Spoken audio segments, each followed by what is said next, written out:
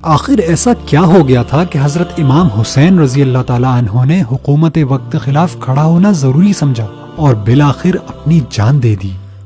لوگوں نے اپنا دین نہیں بدلا تھا، حکمرانوں سمیت لوگ خدا اور رسول اور قرآن کو اسی طرح مان رہے تھے جس طرح پہلے مانتے تھے، مملکت کا قانون بھی نہیں بدلا تھا، عدالتوں میں قرآن اور سنت ہی کے مطابق تمام معاملات کے فیصلے ہو رہے تھے، اور نہ ہی محض ایک برے آدمی کا برسر اقتدار آ جانا کوئی ایسی بڑی بات ہو سکتی ہے جس پر امام حسین رضی اللہ تعالیٰ عنہ جیسے زیرک آدمی اور علم شریعت پر گہری نظر رکھنے والا شخص بے صبرا ہو جائے۔ اس لیے یہ شخصی معاملہ بھی وہ اصل تغیر نہیں ہے جس نے امام کو بے چین کر دیا تھا۔ تاریخ کے مطالعے سے جو چیز واضح طور پر ہمارے سامنے آتی ہے وہ یہ ہے کہ یزید کی ولی عہدی اور پھر اس کی تخت نشینی سے دراصل جس خرابی کی ابتدا ہو رہی تھی وہ اسلامی ریاست کے دستور اور اس کے مزاج اور اس کے مقصد کی تبدیلی تھی۔ اس تبدیلی پر پورے نتائج اگرچہ اس وقت سامنے نہ آئے تھے، لیکن ایک صاحب نظر آدمی گاڑی کا رخ تبدیل ہوتے ہی یہ جان سکتا ہے کہ اب اس کا راستہ بدل رہا ہے، اور جس راستے پر یہ مڑ رہی ہے وہ آخر کار اسے کہاں لے جائے گا۔